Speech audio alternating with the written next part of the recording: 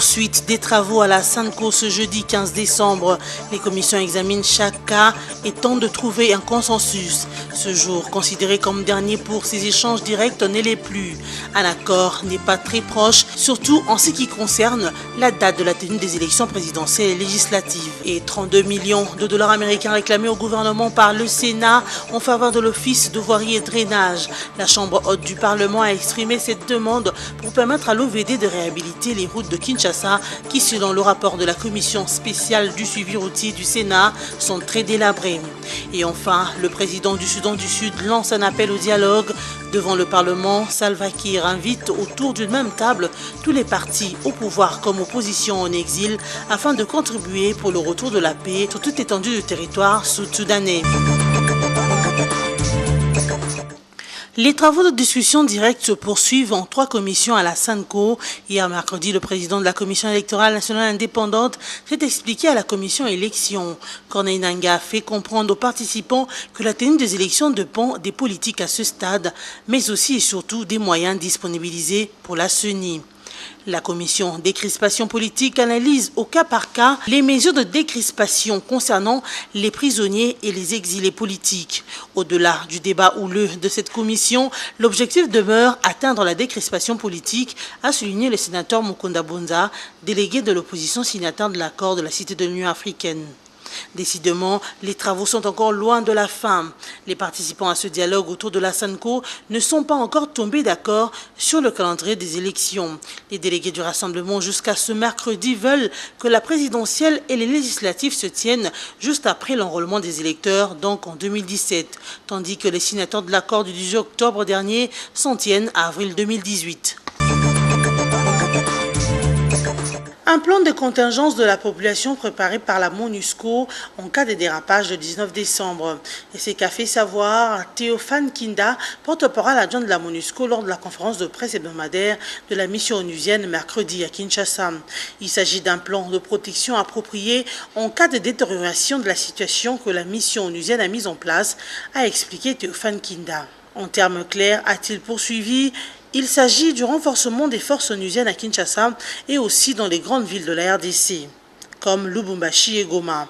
Ces forces contiennent des éléments pour les patrouilles de nuit comme des jours et la capacité de surveillance accrue, mais aussi des équipes d'évaluation de la situation sur terrain. Théophile Kinda a par ailleurs ajouté que la MONUSCO a aussi aguerri les forces de la police de la RDC de façon à les appuyer en matière d'information et de la gérance des foules. La MONUSCO sera prête à intervenir en cas de nécessité, a conclu son porte-parole adjoint Théophane Kinda.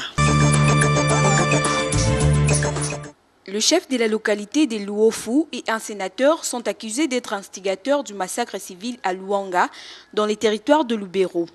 Confirmation d'une des conclusions de l'enquête menée par l'auditorat militaire supérieur près la cour militaire opérationnelle du Nord Kivu, rendue publique il y a peu. Cette attaque de Luanga, intervenue en novembre dernier, a causé la mort d'une trentaine de victimes, parmi lesquelles des cultivateurs Hutus venus de Rutshuru et des Massissi. Les députés provinciaux élus du territoire de Rutshuru et des Massissi avaient alors demandé aux autorités de déférer les auteurs de ces massacres devant les juridictions nationales ou internationales. Selon l'enquête, en juillet dernier, les sénateurs incriminés dans cette affaire auraient appelé la communauté Nande de Luofu à considérer les Mai Mai Mazembe comme des gardiens de la paix. Dans leur conclusion, les enquêteurs ont suggéré à l'auditorat général de saisir le ministre de la Justice afin de solliciter auprès du Sénat la mise à la disposition de la justice du sénateur mis en cause dans cette affaire. Les sénateurs et les chefs des localités de Luofu ne sont pas seuls incriminés. L'enquête met également en cause les miliciens du groupe Mai Mai Mazembe comme les auteurs de l'attaque de la localité de Luanga dans le Nord Kivu. Au cours de la plénière du mercredi 14 décembre, le Sénat a demandé au gouvernement congolais de mettre à la disposition de l'Office de voirie et drainage 32 millions de dollars pour la réhabilitation rapide des routes de Kinshasa. Cette demande est l'une des recommandations du rapport de la commission spéciale du suivi routier adopté par le Sénat. Ce rapport rend compte d'un délabrement très avancé de routes de Kinshasa et de province, justifié par la modicité de moyens, le non-entretien de routes, la mauvaise gestion d'immondices et l'insuffisance des routes secondaires. Pour le sénateur Léopold Delela, Président de la commission spéciale du suivi routier, l'état des routes en RDC est catastrophique malgré quelques efforts des agences routières. Il a fait remarquer qu'il y a des routes que des usagers n'empruntent plus à Kinshasa. Ce rapport de la commission spéciale de suivi routier du Sénat est le fruit de plusieurs séances d'audition de différents ministres et directeurs généraux des agences du secteur routier. Ce rapport de la commission spéciale de suivi routier du Sénat est le fruit de plusieurs séances d'audition des différents ministres et directeurs généraux des agences du secteur de route. La vente de poulets sans vie achetés en Zambie et présentée comme des pintades a été dénoncée par l'ONG au secours de l'humanité qui est opérationnelle à Kasumbalesa. Son coordonnateur Roger Munga déplore le fait que les autorités du pays ne s'intéressent pas à cette situation de la volaillerie vendue dans les grandes villes comme Lubumbashi, Kolwezi et Kipushi. Il importe de noter que ce sont des poulets jetés par les Zambiens qui sont ramassés par les Congolais pour les revendre dans les grandes villes susmentionnées. Et quand les Zambiens ont observé que les Congolais en faisaient un bon marché, ils se sont mis à leur vendre ces poulets à différents prix. Après transformation, les Congolais les revendent à 10 000, 12 000, voire 15 000 francs, a accusé Roger Munga. Ce dernier a exprimé sa préoccupation face à la perspective de la propagation de maladies que la consommation de ce poulet dangereux peut entraîner dans la population. Dans la province de la Chopo, les habitants des environs de l'aéroport de Bamboka éprouvent d'énormes difficultés pour s'approvisionner en eau potable.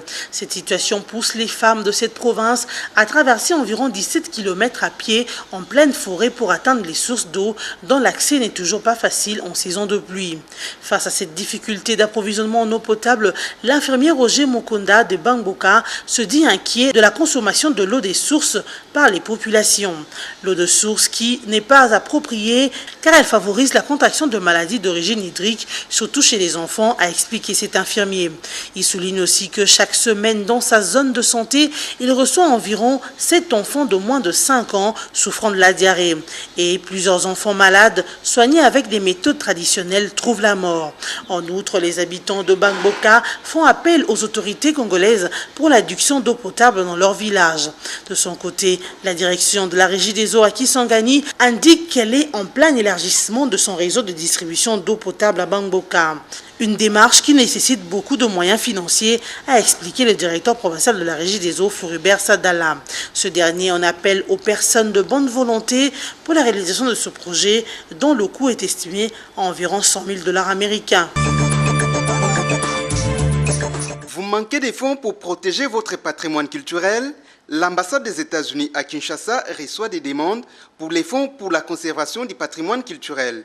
C'est le contenu du communiqué de l'ambassade des États-Unis à Kinshasa, publié mercredi 14 décembre 2016. Il s'agit de la section des affaires publiques de l'ambassade qui reçoit ces demandes depuis mercredi 14 décembre, date de la publication du dit communiqué. Les demandes seront réceptionnées jusqu'au 20 janvier 2017. En République démocratique du Congo, sachez que les fonds de l'ambassadeur pour la conservation du patrimoine culturel a déjà mené plusieurs projets, notamment la protection des archives du Musée national ethnologique et l'Université de Kinshasa. Créé depuis 11 ans par les Congrès américains, les fonds de l'ambassadeur pour la conservation du patrimoine culturel a fourni un appui financier à plus de 640 projets culturels de conservation dans plus de 100 pays. Cette réalisation présente une contribution de près de 26 millions de $ américains pour la préservation du patrimoine culturel dans le monde.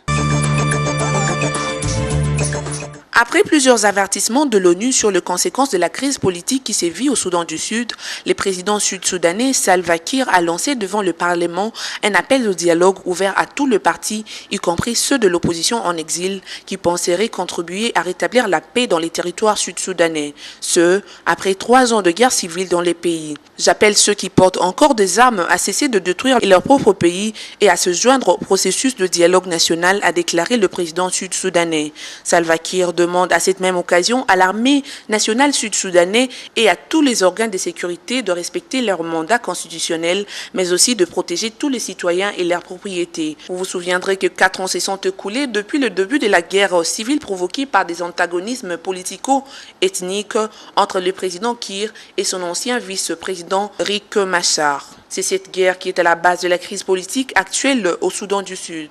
Pour montrer sa bonne foi, le président sud-soudanais Salva Kiir appelle à l'arrêt de toute propagande contre la communauté internationale tout en implorant leur pardon pour le mal commis les 4 dernières années. L'Organisation des Nations Unies a jugé inacceptable l'intervention de forces gambiennes devant la Commission électorale indépendante en Gambie. Les forces de sécurité gambiennes ont été déployées depuis le mardi 13 décembre dernier par le président gambien Yahya Jammeh, quelques heures avant la visite de la délégation de chefs d'État d'Afrique de l'Ouest. Les personnels se sont vus interdire l'accès aux locaux sans explication par des membres de la police anti-émeute. Cette situation est intervenue le jour où le parti du président sortant Yahya Jammeh a déposé un recours auprès de la Cour suprême pour contester les résultats des élections récentes.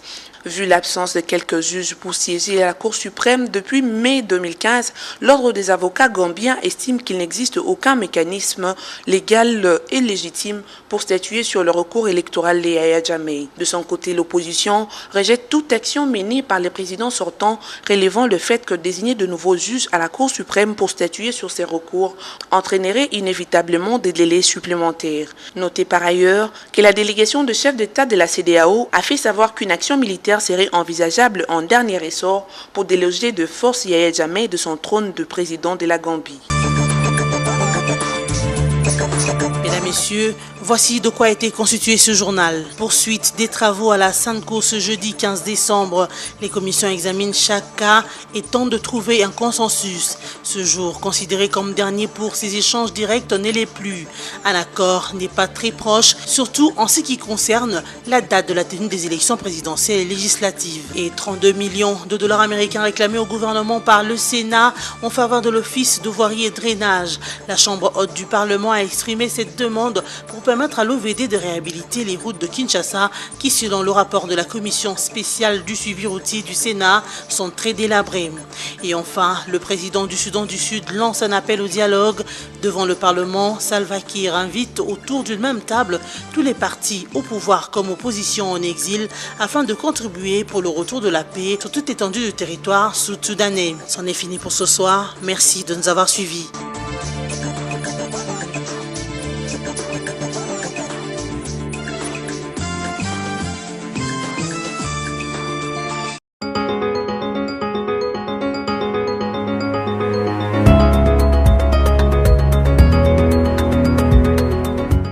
La poursuite des travaux de discussion directe autour de la SANCO au centre interdiocésain captive les médias en ligne ce jeudi 15 décembre 2016. Ouvrant cette revue avec la radio Capi qui écrit « Dialogue, divergence sur les propositions de calendrier de la présidentielle et des législatives ». Les participants au dialogue inclusif organisé par la Conférence épiscopale nationale du Congo SANCO ne sont pas tombés d'accord mercredi sur le calendrier des élections. Les délégués du rassemblement veulent que la présidentielle et les législatives nationales se tiennent en 2017, juste après l'enrôlement des électeurs. Les signataires de l'accord de la Cité de l'Union africaine s'en tiennent à avril 2018. À la radio onusienne de relayer les propos de Martin Fayoulou du rassemblement, je cite « Nous ne sommes pas liés par l'accord du Kantchachi. Les amis de l'autre côté, ils ont leur position, nous avons nos positions. Nous espérons qu'on va arriver à un compromis. Si on n'arrive pas au compromis, nous avons des lignes rouges que nous ne pouvons pas dépasser. » Fin de citation. Mais pour Jean-Lucien Boussa, l'un des signataires de l'accord politique de la Cité de l'Union africaine, le rassemblement doit démontrer que techniquement, leur proposition de tenir les élections en septembre 2017 est possible. De son côté, Actualité.cd rapporte les propos de François Roubota du MSR qui affirme que le rassemblement cherche les troubles, il ne veut pas de la tenue des élections. D'après ce député national, en souhaitant la restructuration de la CENI, le rassemblement ne veut pas de la tenue des élections. Ce sont des revendications qui vont nous retarder. Nous qui étions au dialogue, nous nous sommes mis d'accord que nous aurons les élections en avril 2018. Nous ne pouvons pas brûler le pays parce qu'il y a 18 mois qui nous séparent des élections. Nous demander de récomposer encore la CENI, c'est nous retarder une fois de plus, a-t-il poursuivi. Même si on a amené un ange pour le mettre à la tête de la CENI, les gens vont commencer à se poser la question sur son sexe. Est-ce un homme ou une femme? C'est ça que j'ai constaté dans la mentalité de certains acteurs politiques congolais, a conclu le secrétaire national du mouvement social du renouveau. Et Mosito qui sort la question qui fâche, quelle est la source de l'égalité du dialogue du centre interdiocésain, rapporte au forum de ZAS. troisième jour de leurs travaux proprement dit, les participants à la grand-messe du centre interdiocésain vont prendre connaissance de la question qui fâche, celle qui appelle à trancher sur la nature des assises parrainées par la SANCO, celle qui par conséquent préjugera de la suite, de l'issue et surtout de la prédiscussion directe entre signataires et non signataires de l'accord du 18 octobre. Dans sa 14e tribune, Adolphe Mosito s'interroge sur la source de l'égalité du dialogue du centre interdiocésain, si en n'ignorant pas que les parties en présence n'ont pas le même entendement du soubassement juridique des négociations en cours. Pour les signataires de l'accord, le centre interdiocésain est la continuité de la Cité de l'Union africaine convoquée par l'ordonnance présidentielle du 28 novembre 2015. Pour le rassemblement, il s'agit bien d'un nouveau dialogue qui tire sa légalité de l'article 64. Pour le Premier ministre honoraire, décidément fertile sur le front économique comme sur le terrain de l'analyse politique, le 19 décembre prochain, aucune force ne saurait prendre totalement le dessus sur l'autre. Le pays étant à la fois vaste et pluriel, d'où les dialogues préconisés par l'élu de Kikwit. Politique toujours avec CongoVirtuel.net qui écrit « Visiblement lâché par le rassemblement, Moïse Katumbi, le forcing du désespoir ». Ce site d'information développe manifestement lâché par les rassemblements qui n'a plus exigé l'abandon de poursuites judiciaires contre lui comme préalable aux discussions directes autour de la SANCO. L'ancien gouverneur de l'ex-Katanga s'en remet à ses lobbyistes étrangers pour plaider sa cause. Pour faire pression sur Kinshasa, il a ressuscité 2 de ses cartouches, son mercenaire Daryl Lewis qui a déposé une plainte contre les autorités congolaises et la juge Chantal Ramazani qui l'avait condamné au tripé de Lubumbashi Kamalondo et qui déclare avoir subi des menaces de sa hiérarchie pour ce faire. Au milieu de tout ceci, notre Congo virtuel, un personnage, Cécile Kienge, eurodéputée italienne d'origine congolaise, qui est de tous les fronts du lobbying pour plaider la cause de son partenaire au sein de l'ONG américaine United for Africa's Democratic Future, unie pour l'avenir démocratique de l'Afrique. Un forcing du désespoir qui, une fois de plus, met à nu l'amateurisme d'un commerçant aux ambitions politiques démesurées. Un forcing du désespoir qui, une fois de plus, met à nu l'amateurisme d'un commerçant aux ambitions politiques démesurées et qui disent tout de la machine impérialiste occidentale qui tourne à plein régime derrière lui. Chutant avec l'agence congolaise de presse qui parle des journalistes appelés à bannir la diffamation lors du traitement de l'information.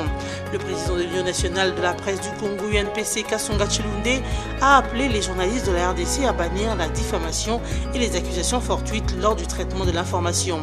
Selon le condensé des débats issus d'une matinée d'échanges et de réflexions entre les professionnels des médias et les politiques, Kasonga Chilunde soutient que le journaliste doit être en mesure de jauger l'impact de l'information qu'il est en train de traiter avant sa livraison aux consommateurs et de se mettre à la place de ceux-ci pour apprécier l'opportunité de la diffuser en ce moment-là, en dépit des pressions de toutes sortes que les politiques peuvent exercer sur lui. Merci d'avoir suivi cette revue de presse et à la prochaine.